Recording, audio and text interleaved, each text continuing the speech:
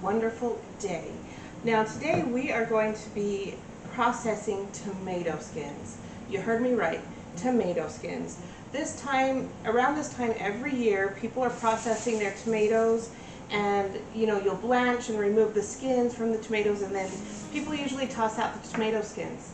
And you shouldn't do that, because we are going to make a beautiful powder with this that you can put into almost any dish. It's great for thickening up stew or chili. It's great to put with taco seasoning for tacos, anything really. You can even then add some sunflower oil, avocado oil, or olive oil to the powder and make a tomato paste. So it's very versatile, and throwing it away is a waste, and we're not about that. So I have a bag of tomato skins that I saved over the weekend from when I bottled the tomatoes. You know how you blanch them and then you take the skins off? I make sure I cut the tops off, and then I just save the skins. So instead of just throwing them out or putting them in your compost pile, you can use these. Now I'm wearing gloves because I have some cuts on my hands from doing yard work and canning, and I don't want to get the juice in the cuts, right? So I've got this bag, and you're going to be amazed at what we can do with this.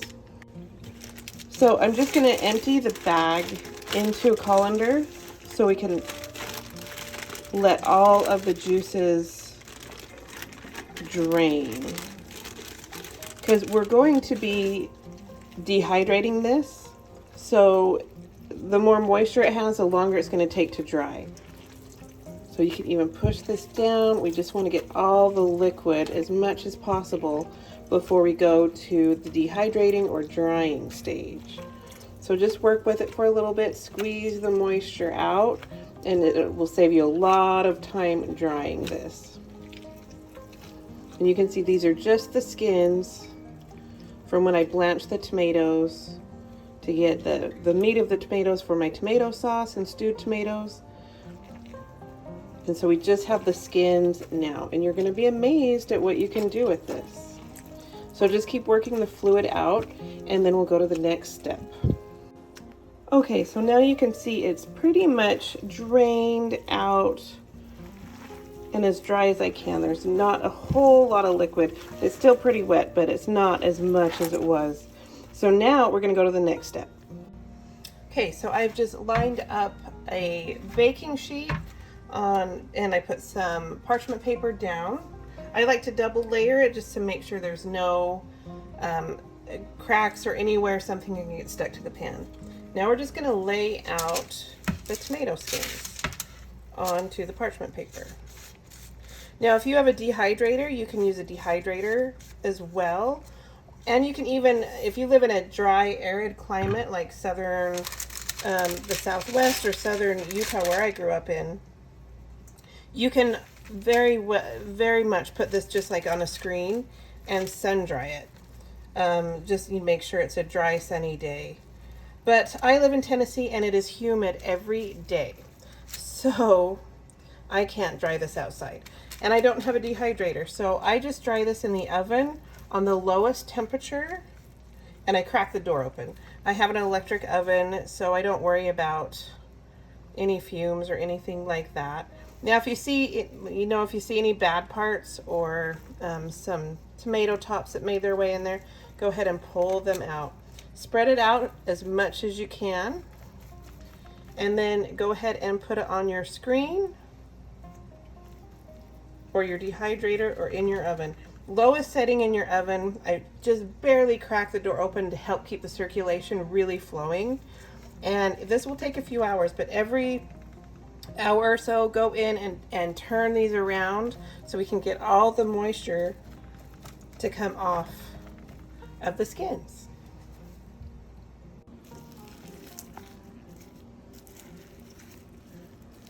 So you can see the tops are starting to dry out, so you just need to flip these. It's a little warm, but not too bad. But you can also use tongs or anything like that. You just want to turn them to keep the moisture able to escape. And I do this about every hour or so. And just to spread them out a little bit more, turn them, spread them out. And we'll keep going. Okay, look at these gorgeous skins. They're all dried and ready for the next step. And this took about, 6 to 8 hours to dry, just so you know. So it is time consuming, but just put it on your lowest setting in the oven or your dehydrator or outside on a screen if you're in a dry environment, until it's nice dry. There's no moisture left and they're nice and crunchy. Okay, so now that you have blanched the tomato skins off of your tomatoes, you've let them dry, whether it's an air dryer or a dehydrator. I just put mine layered in the oven and put it on the lowest setting, which is like 150, 170 degrees. I have an electric stove and I just barely open the door so it's just cracked to really help that circulation of air. I live in a very humid climate, so it's really hard to dry things out. And I don't have a dehydrator, so I use my oven. So now you've got these beautifully dried tomato skins. Let's see if I can zoom in on them. You can see how beautiful they are. And they have a really rich tomatoey smell. Okay? So now you've got those. Now in your food processor, I use a food processor. You can use a blender, whatever works for you. So I use a food processor fitted with a steel blade.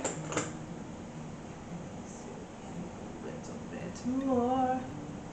Okay, just gonna add this into your food processor. We'll do this in batches.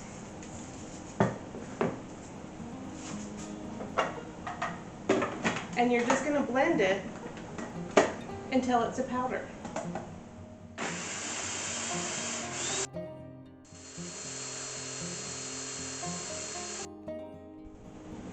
Okay, now you can see it is gorgeous, like a flaky powder. See there? And then I just keep it in mason jars, but you can put it in any airtight container, and this won't go bad. This stays forever, which is it's great for preserving food, and that's what we're all about. Less waste, preserving more, and eating naturally. So here's my second batch. And here we go.